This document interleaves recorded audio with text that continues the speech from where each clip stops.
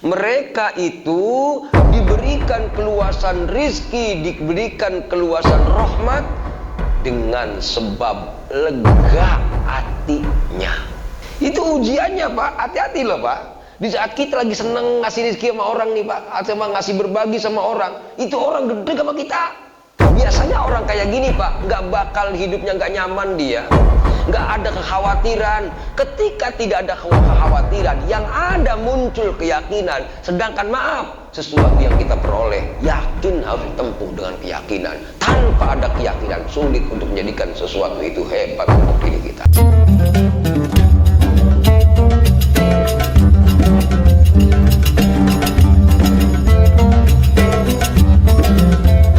Assalamualaikum warahmatullahi wabarakatuh.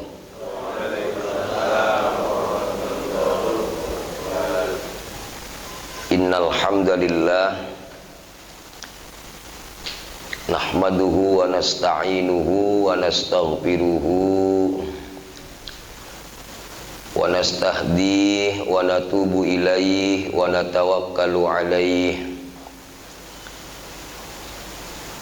wa na'udzu billahi min syururi anfusina wa min sayyiati a'malina. May yahdillahu fala mudhillalah wa may yudlil fala hadiyalah. Allahumma salli wa sallim wa barik wa tarham wa tahannan ala abdika wa rasulika sayyidina wa habibina wa syafi'ina wa maulana Muhammad wa ala alihi wa sahbihi wa man tabi'a hudah ila yaumil ma'ad. Rabbi shrah li sadri wa yassir li amri wahlul 'uqdatam min lisani yafqahu qawli. Subhanaka la ilma lana illa ma 'allamtana innaka antal alimul hakim. Hadirin yang dirahmati Allah Subhanahu wa ta'ala, alhamdulillah. Dengan izin Allah jualah kita semua dihadirkan di tempat yang mulia ini. Inilah yang dikatakan hilaqud dzikr. Ketika Rasulullah sallallahu alaihi wasallam mengatakan idza marartum bi riyadil jannah farta'u. Apabila kalian semua melewati taman surga, maka mampirlah. Para sahabat bertanya, wa ma hilaqud dzikr? Apakah taman surga itu? Wa ma riyadul jannah? Apakah taman surga itu? Rasulullah menjawab, hilaqud dzikr, lingkaran zikir. Syekh Nawawi Ad-Dimashqi dalam kitabnya Al-Adhkar An-Nawawi mengatakan hilaqud dzikri itu adalah majlis di mana dibedah perkara halal dan haram. Majlis dibedah di mana kebaikan dan keburukan. Termasuk pada pagi hari ini kita semua berkeliling halaqah, baik yang ada di tempat jauh di sana dengan mengikuti channel kita, Kapnun Channel. Selamat berbahagia karena Anda semua pada pagi hari ini sadar atau tidak sadar kita ada dalam naungan dan ridha Allah Subhanahu wa ta'ala. Sadar dan tidak sadar bahwa kita semua tergolong orang-orang yang sedang dibahagiakan Allah karena sedang ada di taman surga. Mudah-mudahan taman surga yang sifatnya ruhani yang ada di dunia saat ini, mudah-mudahan sampai ke taman surga yang sesungguhnya. Ketika kelak kita akan masuk dalam surganya Allah Subhanahu wa ta'ala, Allah mengatakan dalam Al-Quran, alhamdulillahilladzi hadana lihadza wa ma kunna linahtadiya laula an hadanallah. Hadirin yang dirahmati Allah, salawat dan salam kita sanjungkan kepada baginda Rasul Muhammad sallallahu alaihi wasallam, pada semua keluarganya, semua sahabatnya, serta seluruh pengikutnya ila yaumil qiyamah. Amin Allahumma ya rabbal alamin. Hadirin jamaah yang dirahmati Allah Subhanahu wa taala, pada pagi hari ini saya akan menyampaikan beberapa hal terkait dengan pesan-pesannya Rasulullah sallallahu alaihi wasallam kepada orang yang sangat pribadi dengan Rasulullah. Siapa di antaranya orang yang sangat pribadi dengan Rasulullah? Itulah sahabat Ali karramallahu wajhah. Walaupun orang yang sangat pribadi dengan Rasulullah banyak sekali, di antaranya Imam Ibnu Abbas radhiyallahu an. Imam Ibnu Abbas ini orang yang sangat spesial untuk Rasulullah. Dialah seorang ahli tafsir pertama, dan dialah pada usia 3 tahun sudah melihat sinyal-sinyal adanya malaikat hadir kepada Rasulullah sallallahu alaihi wasallam. Hebatnya Ibnu Abbas, di saat hadir dengan bapaknya di rumah Rasulullah, kata Imam Ibnu Abbas ngomong sama bapaknya, ayah, kalau bahasa kita, itu Rasulullah kayaknya nggak sendiri, itu ada temennya kayaknya. Padahal bapaknya melihat Rasulullah sedang sendiri. Sehingga Abbas, bapaknya sahabat Ibnu Abbas radhiyallahu an, bertanya kepada Rasulullah, ya Rasulullah, anakku bercerita, anakku berkata kau sedang bersama teman, padahal yang aku lihat kau itu sendiri. Kemudian sahabat Imam Ibnu Abbas mengatakan, demi zat yang menurunkan Al-Quran kepadamu ya Rasulullah. Kemudian Rasulullah berkata, jujur, betul yang disampaikan Abbas, aku sedang bersama malaikat Jibril. Artinya teman-temannya Rasulullah yang sangat spesial ini bukan teman sembarangan sebagaimana teman-teman yang suka nongkrong di masjid ngopi keplas-klepus sambil ngerokok, bukan. Mereka orang-orang yang bisa melihat malaikat. Dalam penelitian saya tentang Tanwirul Maqayis atau Tanwirul Mikbas versinya orang-orang pada umumnya, itu ternyata betul ketika dalam kitab Sahih Bukhari banyak orang-orang yang spesial dari Rasulullah dapat melihat malaikat, Masya Allah. Bahkan sahabat Ali karramallahu wajhah, ketika perang Badar, sahabat Ali melihat ada pasukan bersorban hijau. Atau dalam perang yang lain, perang Uhud, ada pasukan bersorban merah. Ketika ditanyakan kepada Rasulullah sallallahu alaihi wasallam, siapakah itu ya Rasulullah? Ada pasukan yang sorbannya beda dengan kita. Apa jawab Rasulullah? Wahai Ali, itulah para malaikat yang membantu kita. Artinya tingkatannya sahabat yang dekat dengan Rasulullah, ternyata mereka punya keistimewaan yang luar biasa, mampu melihat malaikat. Ya, subhanallah. Termasuk sahabat Ali karramallahu wajhah ketika berjalan dengan Rasulullah. Ketika Rasulullah di masa belum diangkat jadi nabi, selalu membawa sahabat Ali jalan-jalan. Hebatnya kemudian bebatuan mengucapkan salam kepada Rasulullah sallallahu alaihi wasallam, itu sahabat Ali mendengar langsung, katanya. Aku mendengar ketika Rasulullah melewati batu-batuan itu, kemudian batu-batu mengucapkan salam kepada Rasulullah sallallahu alaihi wasallam. Assalamualaikum ya sayyidi ya Rasulullah. Bisa dibayangkan kalau ada seorang manusia yang bisa melihat malaikat, bisa dibayangkan bagaimana ada seorang manusia yang mampu menangkap ucapan-ucapan batu ketika mengucapkan salam kepada Rasul. Kira-kira teman yang semodel apa kalau kayak gitu? Berbeda dengan teman-teman yang suka nongkrong, Pak, temennya dompetnya agak kurang tuh nggak tahu, Pak. Berarti kurang peka gitu. Ini uniknya ini. Ini bedanya sahabat Rasul dengan sahabat tongkrongan gitu kira-kira. Tapi ya lumayan lah, walaupun sahabat tongkrongan, tapi kalau seandainya memang ada cinta antar sesama, mudah-mudahan ini yang akan menumbuhkan rahmat Allah, semakin dikucurkan oleh Allah Subhanahu wa ta'ala. Hadirin yang dirahmati Allah Subhanahu wa ta'ala, kenapa di awal saya singgung masalah sahabat? Karena memang pesannya Rasulullah kepada sahabat yang terdekat. Siapa itu? Sahabat Ali. Ini yang ingin saya sampaikan pagi hari ini. Ada ungkapan Rasulullah kepada sahabat Ali, barangkali ini menjadi pedoman untuk kita. Kalau saya maaf, yang kayak gini betul-betul saya perhatikan. Kenapa masalahnya? Mari kita lihat ungkapan Rasulullah kepada sahabat Ali. Ya Ali, ini Pak, Inna awliya Allahi ta'ala lam yanalu sa'ata rahmatillah wa ridwanah bikathratil ibadah. Apa artinya? Wahai Ali, tahu nggak kamu? Itu para kekasih Allah dikasih luasnya rahmat, dikasih luasnya keridhaan.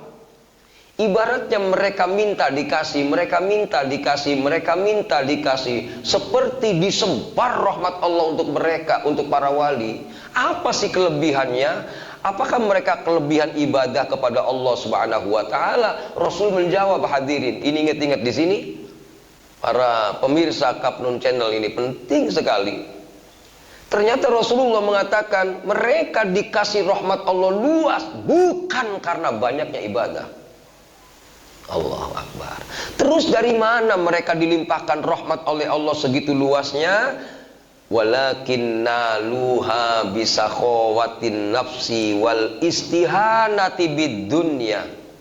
Mereka itu diberikan keluasan rizki, diberikan keluasan rahmat dengan sebab lega hatinya.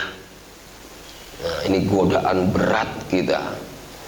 Kalau kita ingin mendapatkan rizki bagaikan air hujan yang turun, bagaikan air yang digelar banjir, godaan yang paling pertama yang harus kita betul-betul perhatikan adalah maaf.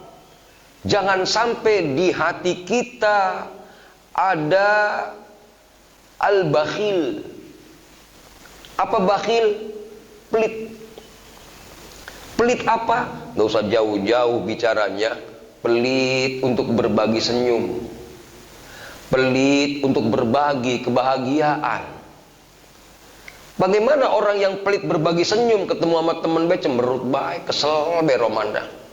Mending kalau seandainya temennya teman yang jauh mah, temen dekat siapa? Bini.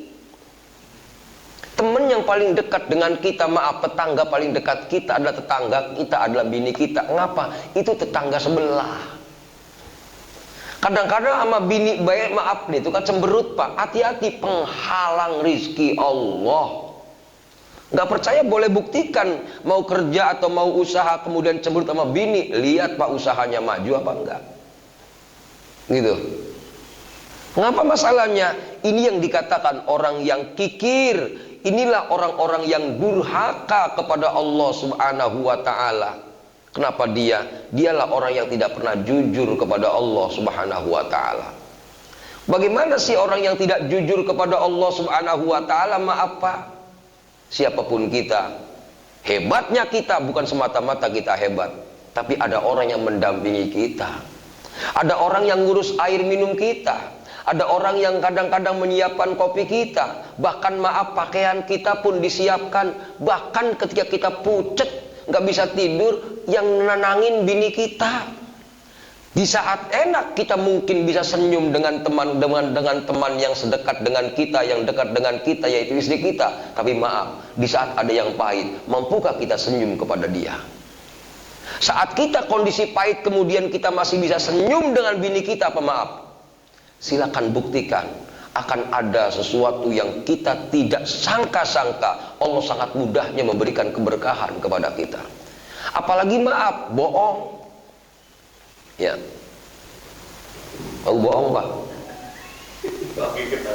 Iya, setia itu langsung utak-utik, Wah, ini buah banget katanya.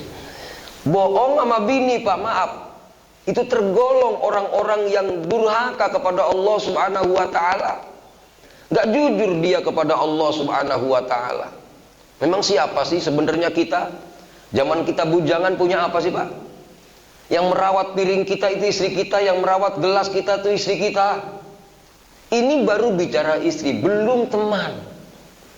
Godaannya adalah di saat kita ingin dikayakan Allah, di saat kita ingin disukseskan Allah pak, banyak orang yang tidak suka dengan kita. Kenapa Allah Subhanahu wa Ta'ala mengirimkan itu? Karena ternyata kalau dilihat di dalam surah Yunus ayat 15, 16, 17, Kenapa Rasulullah Shallallahu Alaihi Wasallam 40 tahun diuji dengan pahit, Pak? Diusir sampai ke Madinah, diusir sampai pergi ke Taif, diusir sampai pergi ke Yaman. Saat itu karena ujian-ujian dari Allah Subhanahu Wa Taala. Tapi nampaknya, maaf, lihat saat Fathu Makkah terjadi, Nabi tidak pernah menghimpit orang-orang Mekah. Inilah hebatnya Rasulullah. Di saat kemarin disakiti, tidak masuk ke hatinya, justru semakin disakiti, dia semakin beradab kepada Allah Subhanahu wa Ta'ala. Ternyata ketika dipelajari dalam tafsir Imam Ar-Razi dikatakan bukan sekedar Nabi Muhammad, Pak. Orang yang ingin dibesarkan Allah, orang yang ingin dikayakan Allah, semua dipahitin sama Allah. Bisa dibayangkan kalau Nabi Musa alaihi salam lahir di rumahnya, karena saat itu lagi musim anak bayi yang harus dibunuh. Ibunya Nabi Musa siap untuk menenggelamkan atau untuk menaruh di kotak Nabi Musa itu untuk ditaruh di atas air, mengalir di sungai Nil. Bayi Musa kemudian masa usia belum usia mengerti, belum usia tamyiz. Dia kemudian ada di sebuah kerajaan Fir'aun yang bukan orang tuanya. Tapi nampaknya kalau Allah berkehendak, ibunya Nabi Musa mampu datang kepada Nabi Musa untuk menyusuinya dan kemudian dibayar. Seorang Nabi Musa kemudian hidup dalam tradisi kesyirikan. Artinya konfrontatif yang luar biasa, perbedaan yang luar biasa. Untuk apa sih ini terjadi, hadirin? Ternyata dalam tafsirnya Imam Ar-Razi mengatakan, ketika kita dihadapkan dengan satu hal yang menyakitkan, dalam satu hal yang pahit, itulah Allah sedang mengokohkan mental kita. Karena nggak ada orang sukses tanpa kokohnya sebuah mental. Nggak mungkin seorang pimpinan akan menghadapi bahaya yang besar kalau dia tidak dipahitin dulu untuk mendapatkan kekuatan-kekuatan nurani, kekuatan-kekuatan ruhani. Itulah kemudian yang menjadikan Rasulullah Shallallahu Alaihi Wasallam bersifat siddiq, amanah, tabligh, fatonah. Makanya kalau kita nanti bini cemberut, hitung-hitung Allah lagi gedein kita. Ketemu tetangga yang kadang-kadang nggak cocok sama kita, Pak, katakan itu adalah kasih sayang Allah untuk menjadikan kita kuat dan kokoh. Maaf kalau kita nggak bisa menahan kekuatan mental, Pak, nggak mungkin kita akan dikayakan Allah, nggak mungkin kita akan dibesarkan Allah. Kenapa? Belum dikasih harta banyak, udah jatuh dia. Belum, mobil punya 2, bini udah punya 2, kan kacau. Berarti nggak kuat dia, nggak kuat dengan yang pahit, pengennya manis. Sedangkan maaf, Allah akan berikan sesuatu yang manis kalau seandainya dia akan tahu pahit. Betul nggak, Pak? Bapak tahu pahit, Pak, insya Allah tahu manis. Tapi Bapak tahu manis, yakin nggak akan tahu pahit. Itulah yang kemudian dikatakan halawatul iman. Makanya Rasulullah Shallallahu Alaihi Wasallam, masya Allah, itu mengatakan, ingat-ingat Ali, kapankah kau akan diberikan rahmat Allah yang luas? Kapankah kau akan diberikan keridhaan Allah yang luas? Ternyata kuncinya adalah sakhawatun nafsi, hati yang lapang. Gak usah pakai dendam, gak usah pakai kesel, nikmati hidup. Ya, Pak? Betul, Pak? Pak, inget-inget nih besok nih, kalau ada yang gedeg, roman-romannya gua mau dikasih rizki besar ini. Begitu baik deh gampangannya. Iya. Ngapa masalahnya? Oh, dikasih pahit berarti mau dikasih manis ini. Gitulah. Artinya nikmat aja. Makanya coba Bapak inget-inget. Di saat Bapak lagi gampang banget rizkinya, lagi gampang banget rahmat Allah nyampe kepada kita, roman-romannya, masya Allah, kalau ada kebutuhan kok selalu ada, terpenuhi. Dalam kondisi apa kita seperti itu yakinlah bahwa kondisi yang semacam itu dalam kondisi kita lagi nyaman terus. Tapi maaf, uring-uringan, khawatir besok madang dari mana. Ya, Pak?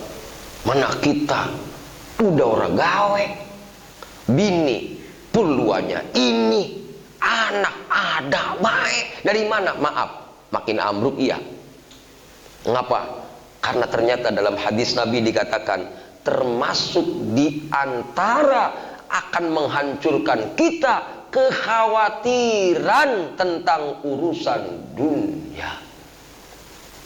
Pak, maaf nih, siapa yang menciptakan mulut kita?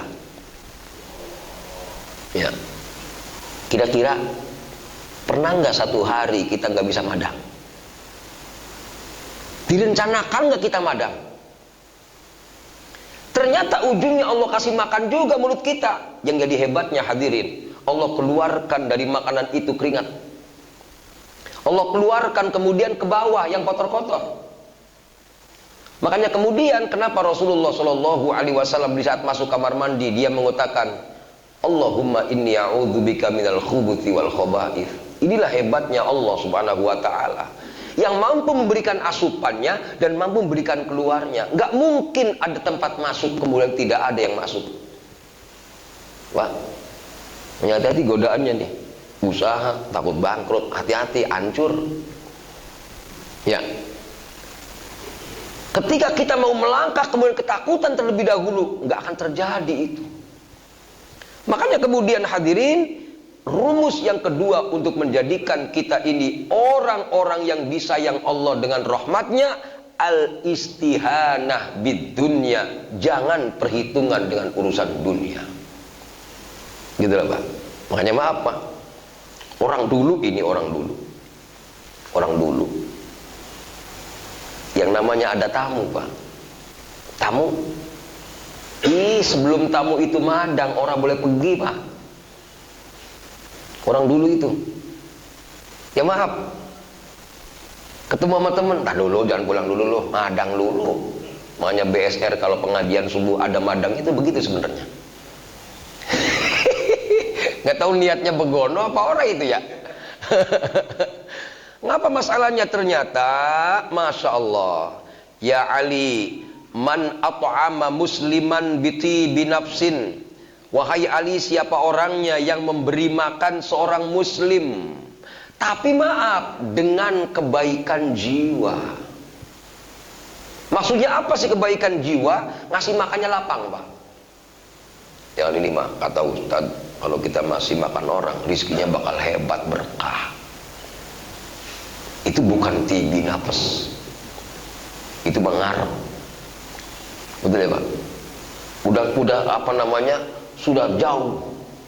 Maksudnya tibi nafas itu, ya Allah, masa iya sih ngasih apa namanya, kalau bahasa Rasulullah SAW, ngasih kurma sepotek aja nggak bisa. Ya Allah, saya pengen punya amal, ya Allah, untuk engkau tuh. Makanya maaf, orang tua dulu yang namanya ngasih air, yang namanya ngasih madang, itu sangat diperhitungkan untuk menjadi keberkahan buat kehidupannya. Orang dulu ini mah nggak tahu orang sekarang. Begitu bertamu, nyiapin kopi segala, ini repot urusannya nih. Kalau zaman sekarang begitu Bang. Tapi kalau orang dulu enggak.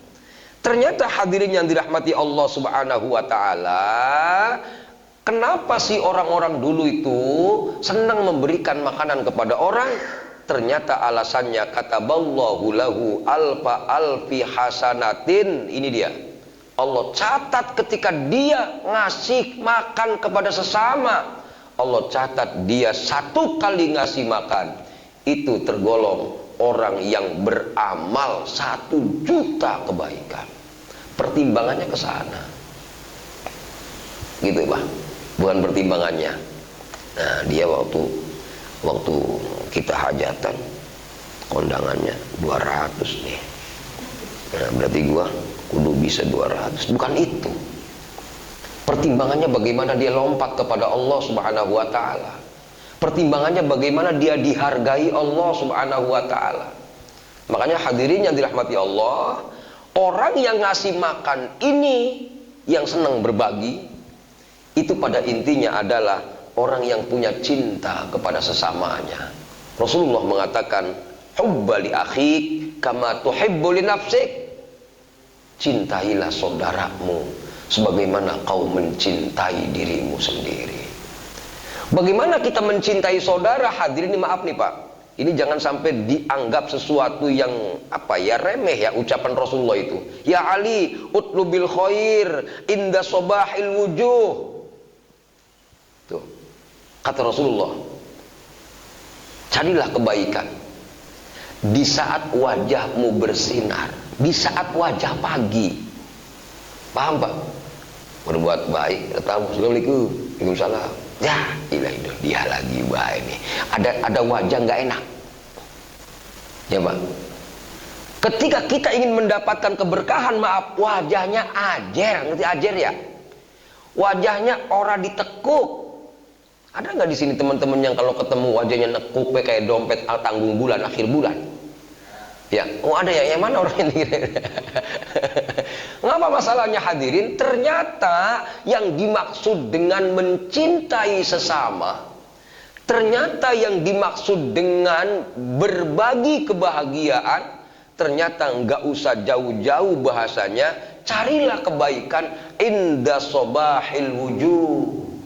Cara kita berbuat baik pada teman-teman kita, yang penting senyum yang enak.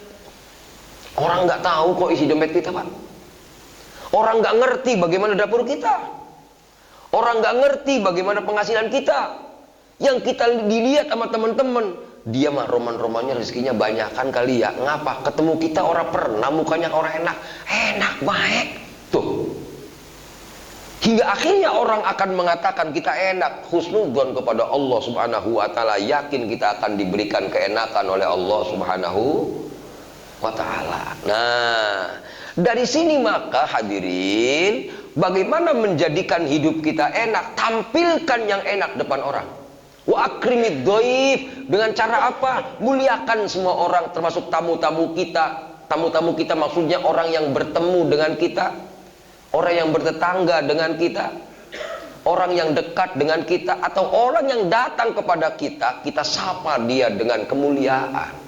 Kenapa masalahnya? Nih, kalau dilihat dalam hadis Rasulullah Shallallahu Alaihi Wasallam, hadirin, datangnya tamu itu adalah orang yang akan menghancurkan dosa-dosa kita. Ya Allah, luar biasa. Ini pernah terjadi di zaman ulama saleh, yaitu Hatim al-Asam. Hatim al-Asam pergi haji tanpa modal Pak.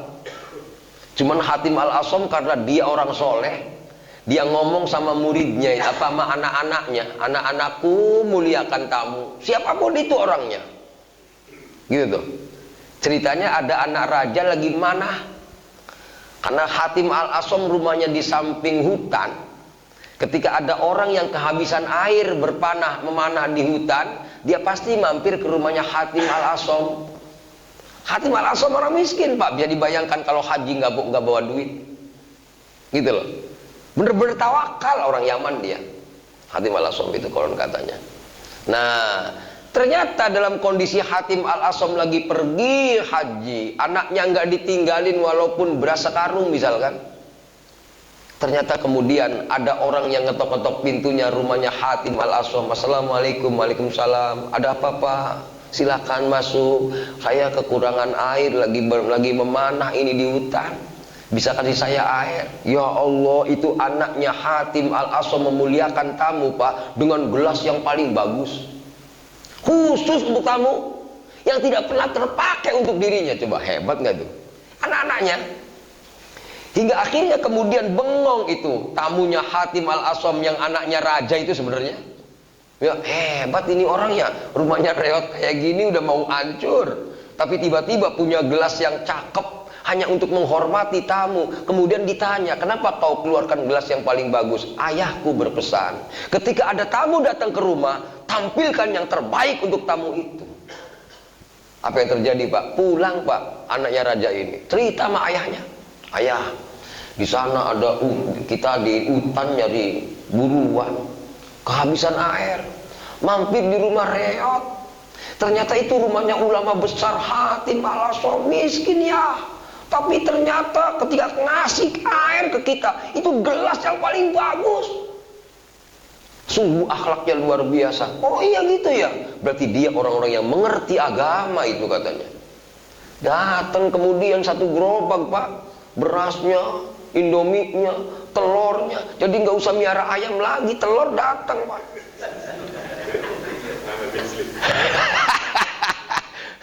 Ini yang punya telur orang ada sih habisannya ya.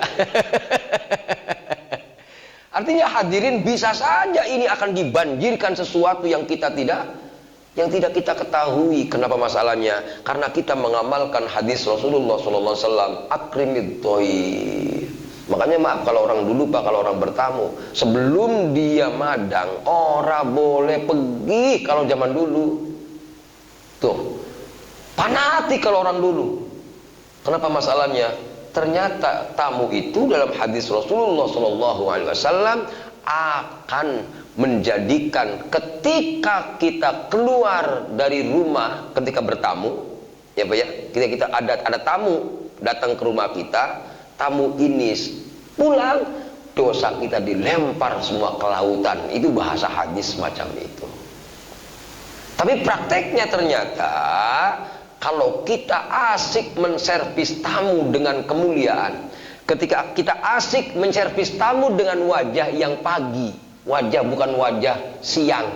Kalau wajah siang kan mengkel, ngeselin, karena panas barangkali ya. Wajah pagi, ya kalau kita kayak kita habis ngaji ya ngantuknya udah, ngajinya udah, lapar, ada sarapan, begitulah. Kira-kira wajah pagi itu kira-kira. Wajahnya enak, dilihatnya enak, nyenengin. Nah, ternyata ketika kita melihat kedatangan tamu, kemudian wajah kita menyenangkan dalam rangka memuliakan tamu, apalagi sampai diservis dengan madang misalkan, itu yang menjadikan dosa-dosanya dibuang ke lautan. Artinya ada kebahagiaan yang sangat dari Allah Subhanahu wa ta'ala. Kenapa masalahnya? Kadang-kadang begitu sih ya. Kita mikirnya itu, alah tamu bakalan kopi habis lagi baik nih. Kadang-kadang udah mikirnya kejauhan.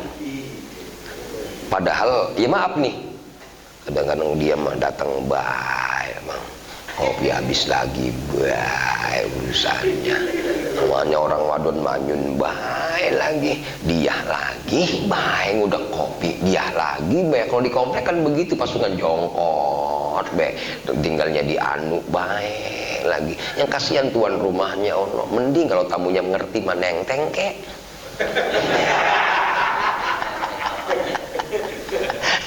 Kadang-kadang kan ngerutu Pak gitu. Maaf nih Pak, ngerutu semacam itu jauh dari keberkahan, jauh dari rizki. Saya sering mampir ke tempat-tempat orang soleh. Di Mekah itu ada seorang ulama namanya Sayyid Alwi Al-Maliki Al-Hasani Al-Husaini. Itu gurunya Mbah Maimun Zubair. Kalau musim haji Pak, tempatnya Sayyid Alwi Al-Maliki itu penuh, ribuan orang datang ke rumah beliau sedunia Pak. Saya kalau mendengarkan ceramah-ceramah para ulama-ulama kelas kaliber internasional di rumahnya beliau, termasuk Mbah Maimun Zubair, itu muridnya beliau Sayyid Alwi Al-Maliki. Yang jadi aneh Pak, itu tamu ribuan begitu, madang semua. Mending kalau dagingnya segini-gini Pak, segini-gini, udah gede banget, geragotnya susah. Itu yang aneh buat saya, pesantren segitu besarnya nggak ada kotak amal. Saya tanya akhirnya, ini orang emang begini? Setiap malam Pak, setiap tanggal 1 Dzulhijjah sampai tanggal 30 Dzulhijjah, nyerpis tamu setiap malam, tahlilan, baca yasin, baca asrokol. Tuh, Syekh Alwi Al-Maliki Al-Hasani Al-Husaini, dari mana rizkinya? Itulah orang ketika dia disayang Allah Subhanahu wa ta'ala, Masya Allah, luar biasa. Dia tidak akan perhitungan untuk berbuat baik kepada sesamanya. Dengan ini mah ya, dia datang, rokok habis dah.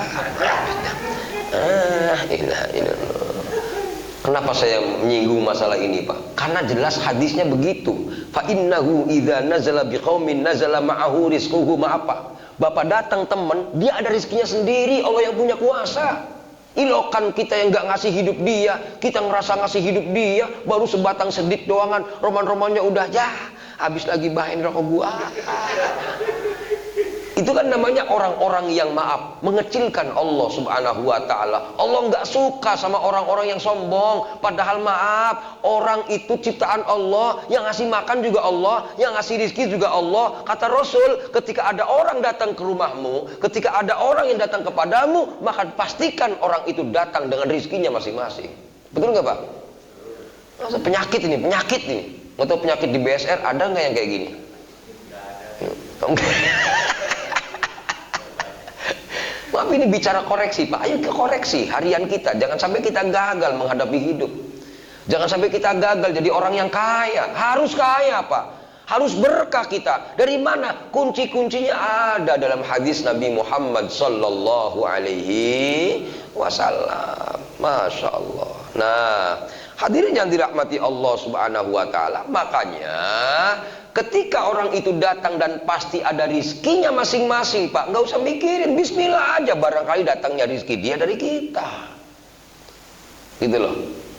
Yang pasti kalaupun Allah subhanahu wa ta'ala tidak menjadikan dari kita, Masya Allah kadang-kadang nggak nyangka Pak, itu tamu dipikir kita mau nyeduhin kopi, kata tamunya, ntar dulu jangan kopi, gue punya kopi enak nih, bawa dewek tamunya, kita nggak tahu.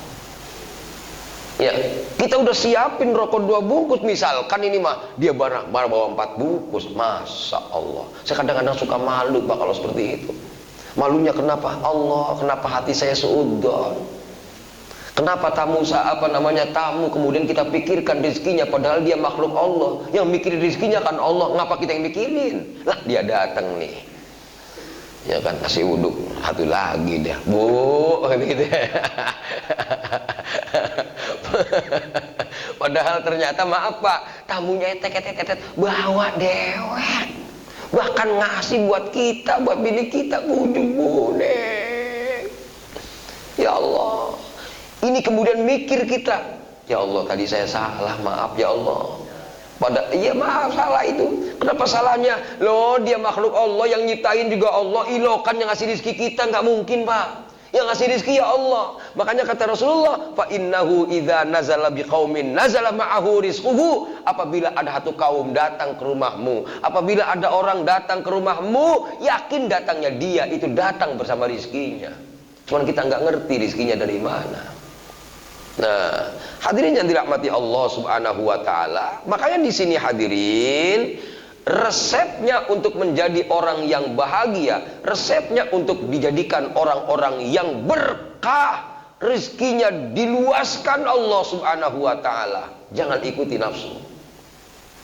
Misalkan nih, coba dah mau istirahat, tinggal selonjornya doang, dia datang bujuk. Maaf Pak, ini nafsu namanya. Kita berarti nggak nerima qadar Allah. Siapa tahu orang ini ingin dibahagiakan kita, kemudian ketika berbagi senyum saja dia bahagia, Allah turunkan rezeki itu. Dari sini kemudian Rasulullah mengatakan, ya Ali, man khalafa hawahu kanatil jannatu ma'wah. Wahai Ali, siapa yang bertolak belakang, siapa yang menolak hawa nafsunya, tempatnya adalah surganya Allah subhanahu wa ta'ala. Tapi sebaliknya, waman ato'a hawahu, nah siapa orangnya yang mentaati nafsunya, siapa yang mentaati hawa nafsunya tadi itu, ada waktunya kita mau ngaji, dia datang, jadi ujungnya kita kasar sama dia. Ngapain lo pagi-pagi udah datang baik mau ngaji gua? Allahu Akbar, mana muka indahnya. Terkadang kita terpepet dalam satu hal, Allah ingin tahu nih, ngikutin gua apa ngikutin nafsu dia, ngikutin Allah, ngikutin hawa nafsunya. Tapi ternyata maaf, kegagalan kita selalu dengan mengikuti hawa nafsu. Tidak mengikuti aturan-aturan Rasulullah. Apa aturannya tadi tuh? Tamu itu akan mendatangkan rahmat, tamu itu akan memberikan ampunan Allah Subhanahu wa taala. Yang ada otak-otak dunia. Itu otak dunia, Pak. Contoh, malam tahajud, besok udah mulai ngelepas sapi, mudah-mudahan lipat untungnya nih. Dia lama sholat. Ini sholat dunia walaupun sholat. Ini kata Imam Asy'arani dalam kitabnya Minahus Saniyah. Makanya maaf, rizki itu digelar bukan karena banyaknya ibadah, tapi tulusnya ibadah itu kepada Allah Subhanahu wa ta'ala. Walaupun bapak punya amalan kecil, udah kopi doang, tapi tulus kepada Allah, itu yang bikin Allah suka. Kadang-kadang kita memperhatikan sesuatu dengan yang besar, yang kita nggak mampu. Padahal Rasulullah Shallallahu Alaihi Wasallam mengatakan, "Idza amartukum bisyai' faf'alu mastata'tum." Apabila aku perintahkan kalian sesuatu, kerjakan yang mampu baik. Maaf nih Pak, kekasih Allah terkadang saya lihat itu cuman balikin sendal di masjid. Dia pulangnya cepet-cepet ngapa? Pengen balikin sendal, biar jamaah ketika pulang itu nikmat. Ya Pak ya, bukan malam beresin sendal, nyari yang bagus dari masjid. Ya, kalau zaman dulu, zamannya MZ itu kan begitu. Carilah yang bagus. Ternyata di masjid nyari yang bagus. Ya. Yang dimaksud bagus apa sih? Nyarilah amal yang hebat-hebat, walaupun kecil sifatnya, tapi ada Allah di hatinya. Gitu loh Pak. Gak usah muluk-muluk. Gitu. Belajarlah kita menjadi orang-orang yang tulus kepada Allah, walaupun sedang balikin sendal, walaupun sedang ngudek kopi doang, walaupun sedang bagi senyum. Masya Allah, luar biasa. Di sini hadirin yang dirahmati Allah Subhanahu wa taala, makanya Rasulullah mengatakan, wahai Ali, ingat-ingat loh. Doanya orang yang hatinya tulus kepada Allah Subhanahu wa taala, doanya mustajab, takutlah kau kepada mereka. Luar biasa Pak. Nah makanya maaf ya, ulama dulu Pak, ini Said Alawi Al-Malik yang saya ceritakan aja contohnya, kan bukan nggak dulu amat lah, sekitar tahun 90-an wafatnya itu. Orang saya sempat mampir ketemu putranya, ya, artinya masih Gus Najih, anaknya Mbah Maimun itu ngaji sama beliau. Itu pesantren Pak, orang Indonesia semua, kagak ada yang bayar. Unik kan itu. Ada santri baju jelek Pak, dirobek sama gurunya, kasih 300 real, beli lagi. Tuh lihat di Jawa banyak banget pesantren yang berdiri dengan jasa beliau itu. Ketika santrinya pulang, dia ikut di belakang Pak. Tiba-tiba nongol, ini tanah siapa dekat rumah lu nih? Tanah si Anu, katanya bisa dijual enggak? Kita beli, dibeli, dibangunin. Tuh, kamu ngajar di situ. Ya Allah, saya dengar cerita dari teman-teman itu, dia mah, mohon maaf, hartanya tidak pernah habis katanya. Saya pernah ketemu dengan ada seorang kiai Pak, kaya raya Pak. Kiai punya pom di Cirebon itu, ada namanya Ki Agus Kempek.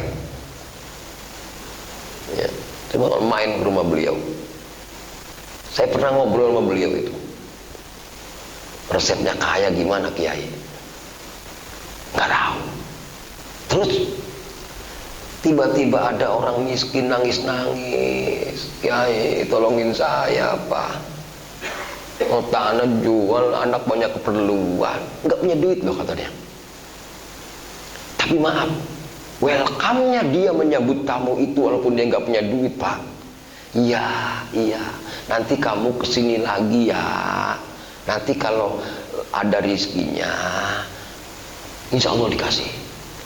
Artinya tidak mematahkan semangatnya orang ini Pak. Siap, gampang. Masya Allah. Kadang-kadang katanya Pak, untuk membeli tanah itu, ada orang yang nganterin pakai kantong kresek. Kadang-kadang kita orang kiainya nggak tahu, tiba-tiba di depan pintunya udah ada duit persis seharga tanah itu. Padahal dia nggak ngerti bakal ada yang ngirimin katanya. Tapi yang pasti bagaimana dia menampilkan muka yang enak, walaupun kepada orang yang pengen jual sekalipun. Kadang-kadang kita diuji sama Allah, emang kita rezekinya lagi seret, kemudian datang orang minta tolong, ya kan adanya manyu, dia belum tahu, gue juga lagi orang punya duit, gue lagi udah punya duit. Mending kalau begitu mah dia punya, ngakunya nggak punya. Katanya, maaf bro, sorry bro, lagi ngekak, padahal mah ada. Iya, artinya maaf, boro-boro kita mau ngasih semangat sama dia pak. Karena ingat dong, rahmat Allah itu dikucurkan dalam kondisi kita mampu berbagi rahmat, membahagiakan orang. Nah, hati-hati nih pak, kalimat-kalimat apalagi ngomong seperti itu di Mekah lagi, kacau, pengemis tuh. Ya, pengemis, ujiannya itu pengemis, kan di Mekah banyak pengemis pak. Kemudian dibintangin, halal, afwan, ana fakir, saya miskin, sampai rumah miskin pisan. Bisa jadi itu malaikat yang lagi nguji kita, betul nggak? Itu Ki Agus tuh konsep-konsepnya seperti itu ternyata. Termasuk Said Alawi Al-Maliki, kenapa kayak seperti itu pak? Artinya pantas kalau Rasulullah mengatakan, wahai Ali, ingatlah bagaimana Allah subhanahu wa ta'ala mengucurkan rahmatnya sangat luas, bukan dari banyaknya ibadah, tapi banyaknya orang itu berbagi hati yang baik kepada siapapun. Masya Allah. Nah, hadirin yang dirahmati Allah subhanahu wa ta'ala, kenapa masalahnya? Ketika ada orang yang hatinya baik. Nah di sini pak konsepnya. Kenapa ulama-ulama dulu, saya ngiri pak sama ulama dulu tuh. Ya kiai pak, hidupnya santri tanggung sama dia. Dari mana rezekinya? Bikin proposal orang anak santri aja nggak pada bayar. Tapi kenapa ini berkah banget rezekinya? Ternyata ayo berbagi rahmat. Yakin rezekinya ada masing-masing kamu. Tuh hebatnya tuh husnudzon kepada Allah, bahwa ketika Allah menciptakan makhluk pasti ada rezekinya dia. Coba seringkali kita udah kecut hatinya besok dari mana nih, besok dari mana. Sedangkan maaf pak, kata Allah subhanahu wa ta'ala, ana inda dzanni abdi bi idza dzakarani. Saya tergantung dugaan hambaku kepadaku apabila dia mengingat aku. Gitu loh. Ya kalau kita dia lagi yang datang bapaknya, habis dah. Ya habis pisan. Gitu ya. Inilah dugaan-dugaan yang enggak baik. Kenapa dugaan ini muncul? Tadi loh.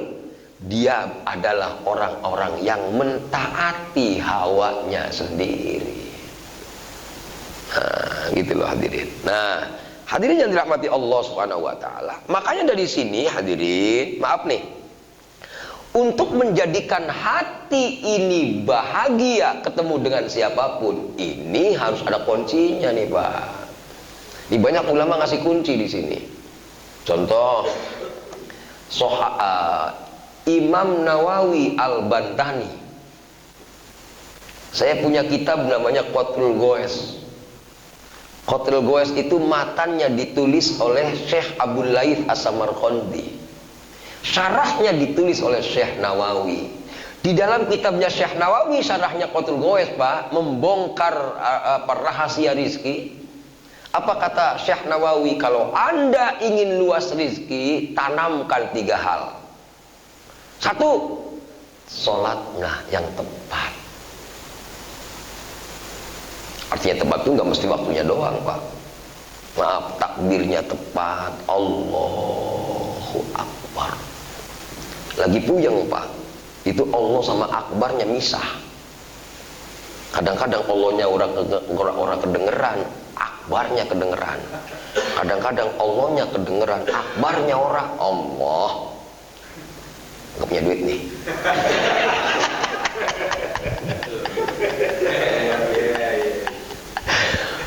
Maksudnya apa sih? Begini loh maksud saya, Pak. Allahu Akbar itu rukun loh, Pak. Rukun qauli. Artinya kalau rukun qauli, Pak, kalau kita Allahu Akbarnya nggak kedengeran telinga kita, Allahu Akbar, sholatnya nggak sah. Kalau mengangkat tangannya itu sunnah loh, Pak. Kadang-kadang kita mengangkat tangannya benar, justru yang paling penting yang keluar dari mulut kita, nggak sempurna. Allah. Asal jangan dipraktekin. Ini besok temen kadang-kadang lupa rukun sholat kan, begitu Allah cekikikan yang di luar, lagi nggak punya duit. Bukan begitu. Artinya kalau seandainya takbirnya saja orang beres, Pak, dia nggak mengerti rukun dan sunnah, dia nggak mengerti sunnah abad, sunnah hayat, Pak. Kata para ulama, siapa orangnya yang sholat kemudian dia bertepatan benar tapi dia tidak ngerti, maka ditolak kebenaran itu karena tidak ada ilmunya. Gitu loh. Artinya kalau kita menginginkan rizki itu berkah, apa ya? Satu, Allahu Akbar, Fatihah rukun loh. Hati-hati baca Fatihahnya. Bismillahirrahmanirrahim, Alhamdulillahirabbil alamin. Itu mah Allah. Amin. Allahu Akbar. Allah.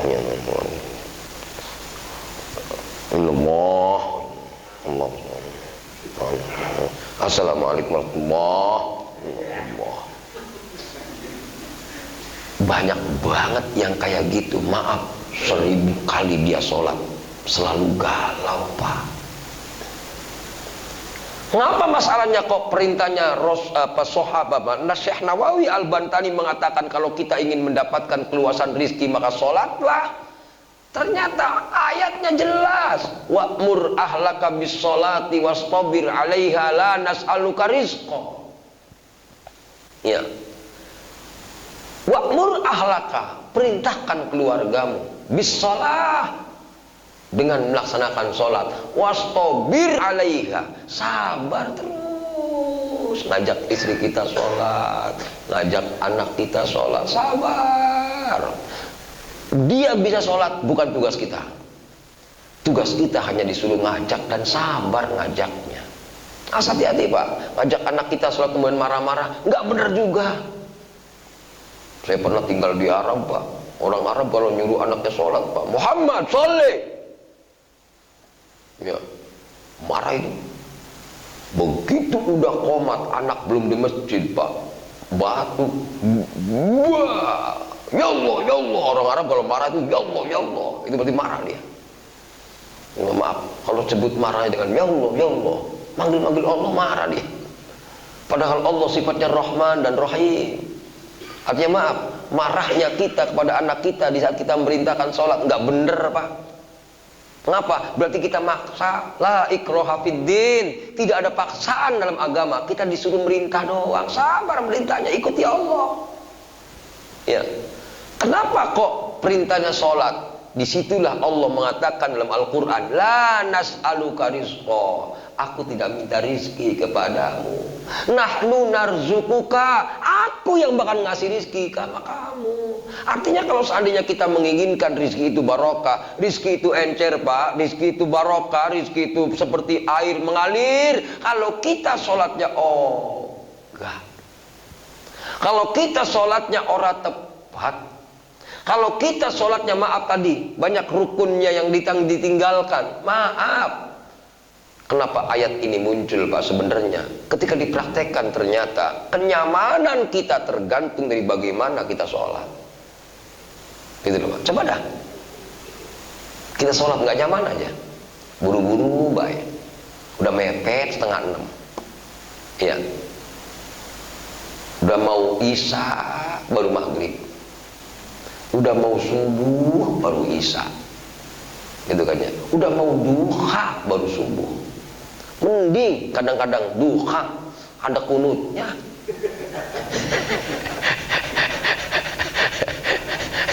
Kata Imamul Ghazali dalam kitabnya Bidayatul Hidayah, kalau Anda ingin bahagia, pastikan Anda bangun sebelum subuh. Kalau Anda ketinggalan subuhnya, jaminan tidak akan bahagia. Masya Allah. Imam Ghazali itu nanti diperkuat sama syarahnya, yaitu Maraqil Ubudiyah Syekh Nawawi Al-Bantani. Artinya hadirin yang dirahmati Allah, sholat di sini luas maknanya, Pak. Itu. Ini yang pertama. Kemudian yang keduanya, istighfar. Ada yang mengatakan yang kedua sholawat, ada yang mengatakan istighfar. Nah, bagaimana ke istighfar? Astagfirullahaladzim. Coba inget-inget dah. Banding-bandingin Pak istighfarnya kita. Ada lagi istighfar yang paling dahsyat itu Sayyidul Istighfar. Cuman saya, Pak, maaf, saya baca hadis Nabi begini. Siapa orangnya? Ya Ali, man qala kulla yaumin khamsa wa isrina marrah. Siapa orangnya yang setiap hari baca istighfar 25 kali.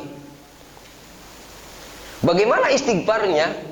Astaghfirullahaladzim li wali walidayya wali jami'il muslimina wal muslimat wal mu'minina wal mu'minat al ahya'i minhum wal amwat. Apa orang?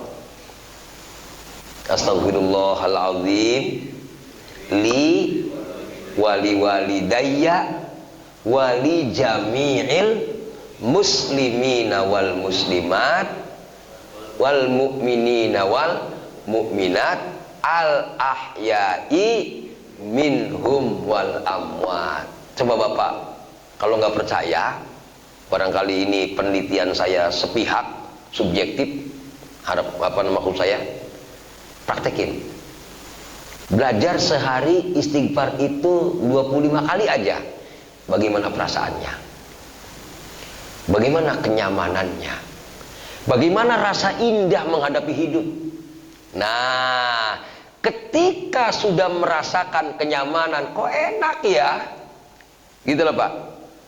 Ketemu sama orang gedeg aja kayak nggak gedeg ditanya, senyum aja, biasa aja kok. Biasa dia mah, wataknya begono mah, manyunin kita senyumin baik. Udah begitu. Ketika kita sudah muncul kebahagiaan, maaf, siap-siap untuk diberkahkan Allah Subhanahu wa Ta'ala. Biasanya orang kayak gini Pak, nggak bakal hidupnya nggak nyaman dia, nggak ada kekhawatiran. Ketika tidak ada kekhawatiran, yang ada muncul keyakinan. Sedangkan maaf, sesuatu yang kita peroleh, yakin harus ditempuh dengan keyakinan. Tanpa ada keyakinan, sulit untuk menjadikan sesuatu itu hebat untuk diri kita terjadi dengan baik.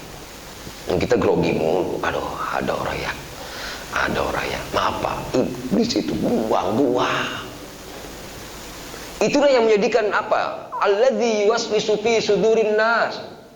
Ya, sesuatu yang dihadirkan di hati kita itu iblis menggerogoti kita. Ya lo, kalau lu sedekah mulu nih, bakal sempit rezeki lu, habis lu. Emang temen lu bisa nolongin lu ngasih dia, besokannya kita butuh, pasti dia diem baik tuh orang ngasih kita. Iblis luar biasa, ngejotin kita Pak. Sering nggak muncul kayak gitu? Masya Allah, luar biasa. Iblis akan mengajarkan kita untuk balas dendam Pak. Iblis akan mengajarkan kita untuk was-was, buang, hanya Allah yang tahu. Ini yang dikatakan dalam hadis Nabi, istihadatid dunya. Kita seolah-olah nggak butuh dunia. Butuh nggak kita? Ngebutuh banget. Ya mah kalau ditanya mah butuh dunia, orang butuh. Tapi maaf, pertimbangannya bukan dunia, pertimbangannya adalah cinta kepada Allah Subhanahu wa Ta'ala, karena dia makhluk Allah Subhanahu wa Ta'ala. Gitulah Pak kira-kira. Nah makanya tadi kayak Ki Agus, bisa dibayangkan kalau Ki Agus itu Pak, orang boleh beli tanah beliau. Saking banyaknya, pemerintah membatasi akhirnya. Ya kalau kita kan BSR belum kebeli sama kita semua ya. Ya bismillah dong. Syukur-syukur se-BSR kebeli sama kita dewekan. Yang lain kontrak semua. Gitu loh Pak. Ya artinya maaf, seorang ulama yang sampai punya tanah pun sampai dibatasi, punya pom bensin, punya rumah sakit, Masya Allah, luar biasa. Padahal orangnya kerjaannya ziarah kubur doang, Pak. Kilokan yang pergi ngantor kalah sama yang kerjanya di kuburan. Saya kadang-kadang suka mikir dulu zaman saya masih kerja dulu tuh. Ya Allah, kalau guru saya kerjaannya di kuburan doang, kalah gua. Gua berdasi bawa mobil tiap hari kayak orang keren pakai jas. Padahal mah kere-kere juga. Saya kadang-kadang suka mikir loh Pak, dari mana sebenarnya keberkahan itu? Makanya maaf kalau saya pelajari betul yang kayak gini-gini. Kenapa salahnya? Tadi ternyata ketika saya inget-ingetin, oh pantas Rasulullah ngomong kayak gini bener nih, Rasulullah ngomong kayak gini bener nih. Contoh diantaranya Pak, coba aja Bapak subuhnya kesiangan mulu. Maaf, kalaupun lagi banyak Pak habis. Jangan-jangan kadang-kadang, jangan-jangan maaf nih, kadang-kadang utang orang tutup. Iya. Tapi maaf, ketika kita selalu bahagia Pak, tiba-tiba rezeki itu dar beres semua urusan. Karena nggak mungkin yang namanya kita sukses, nggak mungkin yang namanya rahmat itu turun banyak ketika tidak ada luasnya kasih sayang kita kepada makhluk-makhluk Allah Subhanahu wa Ta'ala. Makanya maaf, ini contohnya para nabi lah, banyak banget Pak, banyak luar biasa. Makanya godaan kita sebenarnya adalah hawa nafsu kita sendiri. Makanya kemudian bagaimana menjadikan kita nggak galau? Satu, sholat. Yang keduanya istighfar Pak. Kenapa masalahnya kok istighfarnya make yang itu? Saya tertarik dengan bahasa hadis. Kata Rasulullah, siapa orang ya yang membaca istighfar yang tadi 25 kali dalam satu hari, maka Allah mencatat dia sebagai kekasihnya. Toh, bagaimana kalau kekasih Pak? Nanti bapak-bapak kalau dipraktekin, coba isi ngomel, marah nggak kita? Kalau bapak sudah masuk dalam tingkatan orang yang istighfarnya bagus kepada Allah, itu orang-orang marah tuh. Allah Akbar, ini kita masih di sini ya. Iya. Padahal gara-garanya mah ada janda nyapa doang. Emang teman kita. Cuman Masya Allah, itu mulut bini kita manyunya udah kayak petek. Tahu petek Pak? Udah kayak manyung. Tapi maaf, kalau kita hatinya lega Pak, disenyumin, Masya Allah bini, namanya gua orang wadon, don begitu amat lu ya, sambil senyum baik kita. Nggak menjadikan kita emosi Pak, coba dah. Kalau kita dipancing-pancing dengan sesuatu yang betul emosi, kemudian kita ora kepancing, bahkan kita senyum Pak, siap-siap kita dibahagiakan Allah Subhanahu wa Ta'ala. Pengen bahagia ora? Halo? Pengen bahagia ora? Jangan merenggut mulu. Bagaimana caranya? Maaf, nggak bisa dilogikakan. Akidah dipelajari Pak. Saya katakan Bapak kalau pengen bisa jadi orang yang berkah itu qanaah apa ya, qanaah. Bagaimana caranya si Kiai qanaah itu? Susah Pak. Ternyata qanaah ada yang didoa. Kata Rasulullah, kalau kau mah pengen jadi orang qanaah, mintalah kepada Allah, jadikan saya orang qanaah. Karena kita nggak mungkin bisa jadi orang qanaah kalau Allah tidak mengajari kita qanaah. Ternyata ujungnya ada lagi ketemu hadis Nabi. Kata Rasulullah SAW, siapa orang yang istighfar tadi, astagfirullahaladzim li wali walidayya wali jami'il muslimina wal muslimat wal mu'minina wal mu'minat al ahya'i minhum wal amwat 25 kali, Allah catat di sini bisa diartikan Allah takdirkan dia, Allah kondisikan dia orang-orang yang menjadi kekasih Allah Subhanahu wa Ta'ala. Nah, di sini nih Pak, hadirin. Artinya maaf nih, kalau Allah yang menjadikan kondisi kita jadi kekasih Allah, ya kita gampang Pak. Jadi artinya nggak ribet gitu loh. Kalau kita berkejaran pengen jadi kasih Allah, puyeng Pak, amalannya banyak. Tapi nampaknya ketika kita sudah Allah yang mengkondisikan, encer. Nah, baru yang ketiganya kata Syekh Nawawi, bersolawatlah kepada Rasulullah SAW. Banyakin solawatlah untuk mendapatkan keluasan rezeki dari Allah SWT. Walaupun maaf, kalau baru solawat nimbang 1000, 2000, 10.000, kemudian kata Ustaz, banyakin solawat rezekinya encer, masih seret baik, belum. Ini berarti belum banyak. Maksudnya apa? Solawat dengan cinta kepada Rasulullah SAW. Karena maaf, doa tidak akan sampai kepada Allah sebelum ada solawat. Solat tidak akan diterima kalau nggak ada solawatnya. Dan maaf, kita tidak bisa beribadah kalau tidak ikut Rasulullah Muhammad Sallallahu Alaihi Wasallam. Nah, ini sebenarnya kalau dibahas masih panjang nih Pak, masih panjang. Cuman roman-romannya yang materi kayak gini mas serius ini, serius ini. Emang kudu serius Pak. Tematik. Artinya mari kita buka hati kita, blak dibuka. Ya. Nah, nanti kalau dihayati mas, sebenarnya itu kaitannya dengan kenapa astagfirullahaladzim li wali walidayya. Maaf Pak, orang yang ingin diberkahkan Allah hanyalah orang yang jujur. Coba kalau jujur Pak, sholat kita udah karena Allah belum? Makan kita udah karena Allah belum? Zikir kita karena Allah belum? Apakah zikir kita karena dunia apa karena Allah? Ngapa masalahnya? Yo, giliran mau ada proyek mah bismillah 12.000 dijalanin Pak. Emang kata gurunya begitu. Biayain ini bagaimana nih kita mau jual tanah. Bacain baik bismillah 12.000. Ngotot tuh proyek. Lumayan jadi apa namanya? jadi orang kedua kan gitu ya, yang memasarkan dikriwil kuat Pak. Tapi maaf, inilah orang-orang yang hubud dunia namanya. Dia sebut nama Allah karena untuk menggapai dunia. Kira-kira kita bisa menyebut nama Allah nikmat, enak aja, nggak tahu saya kok enak aja ini. Nah, inilah orang-orang yang mendapatkan cintanya Allah Subhanahu wa ta'ala. Orang yang mendapatkan cintanya Allah Subhanahu wa ta'ala, maaf, pada ujungnya adalah dia akan mencintai siapapun. Maksudnya gitu lah Pak. Makanya Rasulullah mengatakan isna'il ma'ruf walau ma'as-safalah. Berbuatlah kebaikan walaupun sama orang-orang recehan. Dirangkul. Siapakah kita Pak? Silakan bandingkan diri kita ketika kita ketemu orang hebat, habis itu ketemu orang yang cerek. Ada kesombongan gak di hati kita? Saya maaf, kalau saya bahasanya gampang.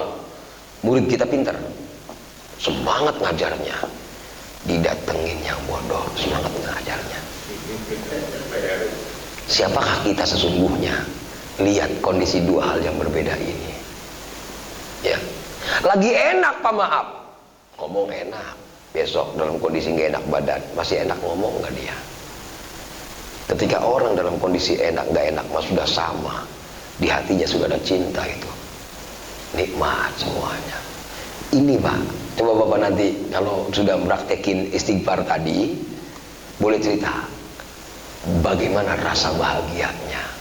Maaf, kalau dengan 11 kopi kita sudah bahagia, kenapa kita mau bahagia nunggu punya pabrik kopi? Kalau dengan 1 batang rokok kita bahagia, kenapa kita mau bahagia kalau nunggu punya pabrik rokok? Kadang khayalan kita terlampau tinggi, kadang angan-angan kita terlampau muluk, padahal bahagia itu sederhana. Cukup dengan sebatang rokok dan kopi 1 gelas. Ada yang ngekek di luar no. Iya. Mahal bahagia itu. Nah, orang yang bahagia inilah orang yang qanaah namanya. Bagaimana ciri-cirinya qanaah? Ketemu sama orang yang di atas, senang. Ketemu yang di bawah, senang. Ketemu murid yang pinter, senang. Ketemu yang bodoh, senang juga. Tuh, nggak ada gundah sama sekali. Allahu Akbar. Itu kalau udah kayak gini Pak, digelar rezekinya tuh. Itu kunci-kuncinya para ulama dulu, Pak. Maaf. Kenapa dia punya santri banyak, enggak kerja, enggak ngapa-ngapain, tapi santrinya banyak, kasih makan semuanya. Zaman sekarang, Pak, baru bangun, timbang musola kecil bikin kenceleng, bikin kencelengan, proposal nyebar di mana-mana, jadi masa uplak. Ya maaf, zaman sekarang itu, ngapa? Di otaknya hanya dunia. Iya, termasuk saya tadi datang ke BSR, saya mau ngapain ini? Kalau sekedar nyari sekancing cangkir kopi sama nasi uduk cuman sekepel doangan, rugi gua.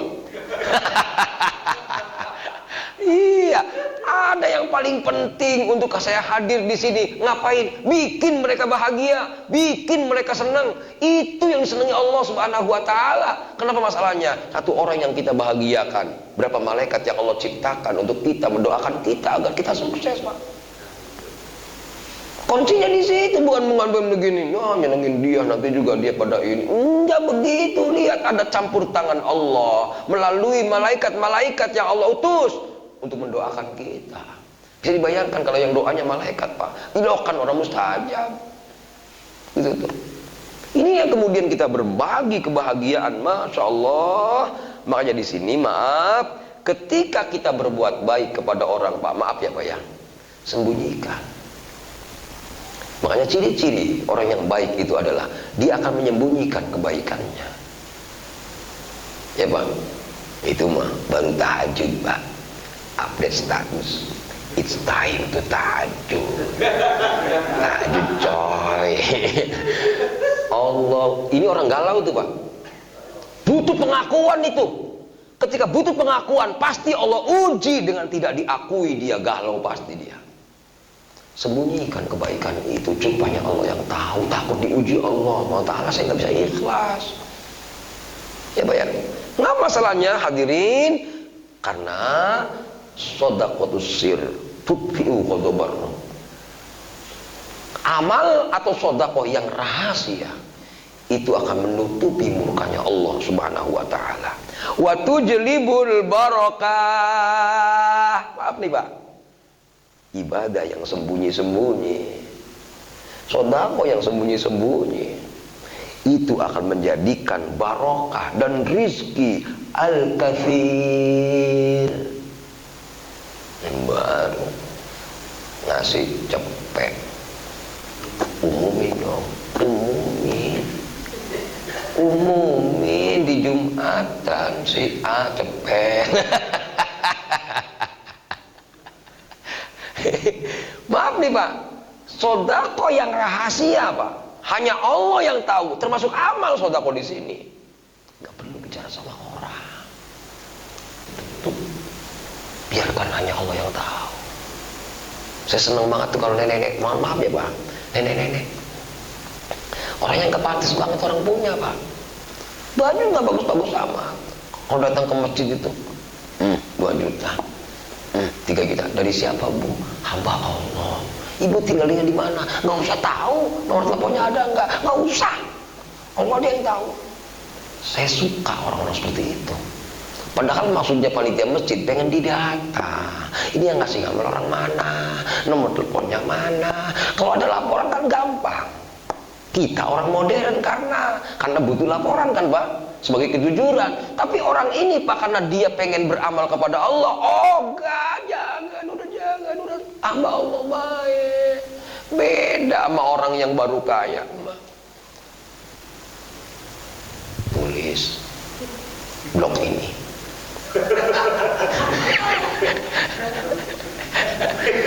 Nomor HP-nya, Pak, ini. Padahal maaf, masya Allah, yang dikatakan sedekah yang maaf ya, Pak ya, ketahuan orang terus, itu tidak membanyakan di sisi kita, ya. Termasuk maaf, sedekah yang ketahuan banyak orang terus, tidak menutup murka Allah. Maksudnya suka terpancing kalau kita masih terang-terangan beramal. Terpancing orang emosi, berarti ingin dihargai. Ketika kita ingin dihargai, diuji orang nyepelein kita, gendeng, Pak. Cuma kalau kita nggak butuh penghargaan, bodo amat. Emang gua keadaan begini. Mau orang memuji kita kek, bodo amat. Antara pujian dengan cacian nggak ada bedanya tuh.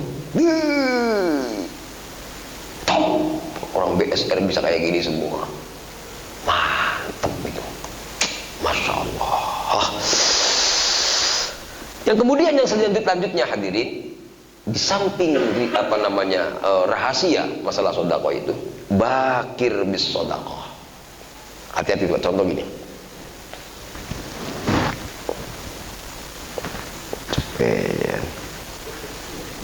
Nah ini biru-biru nih. Nyari yang paling jelek mana ya? Yang ada monyet dengan merem mereblas dah. Masya Allah, itu luar biasa godaannya. Tabungan segini-gininya, ini bocah pada kuliah semua, yang ono belum dibestelin, yang ono belum dibestelin, ini kontak roman-romannya masih kosong. Orang kalau mikir-mikir semacam itu namanya nggak yakin dengan kadar Allah. Bismillah memermudah gitu. Maaf, godaannya begitu sih masalahnya. Coba inget-inget dah. Emang godaannya begono. Coba inget-inget dah. Kalau kita lagi waktunya Masya Allah luar biasa. Saya kadang-kadang suka mikir, ya Allah, alangkah nistanya aku ini, ya Allah. Aku tahu kau yang ngasih rezeki, kenapa aku perhitungan dengan rezekimu? Masya Allah, luar biasa. Itu ujiannya Pak, hati-hati loh Pak. Di saat kita lagi seneng ngasih rezeki sama orang nih Pak, atau ngasih berbagi sama orang, itu orang gede sama kita. Hebat, saya bilang, kau uji aku semacam ini ya Allah. Nampaknya kau sedang asah hatiku untuk sebuah ketulusan. Masya Allah. Disinilah hadirin yang dirahmati Allah, banyak hal. Masya Allah, kalau saya bongkar itu nggak habis ini 3 jam. Ya Pak, karena Masya Allah saking luasnya ilmu Allah Subhanahu wa ta'ala. Tapi walaupun seperti itu, luar biasa, mudah-mudahan yang sedikit ini, harapan saya membuka pembicaraan kita sambil ngopi nanti. Adakah yang lain? Kan begitu ya. Adakah yang lain? Adakah yang lebih hebat? Atau mungkin adakah sesuatu yang belum terbongkar dalam kehidupan kita, yang menjadi rahasia-rahasia dalam kepribadian Rasulullah? Bagaimana Rasul menjadi orang yang hebat di hadapan Allah SWT. Itu barangkali karena sudah jam 7 ini ya, roman-romannya nasi uduk udah siap, kopi juga udah siap, Ustadz juga romannya siap nungguin kita gitu kan, sambil ngopi bareng. Itu saja yang bisa disampaikan, kurang lebih mohon maaf. Kita akhiri dengan kafaratul majlis. Subhanakallahumma bihamdika asyhadu an la ilaha illa anta astaghfiruka wa atubu ilaik. Wabillahi taufiq wal hidayah. Wassalamualaikum warahmatullahi wabarakatuh.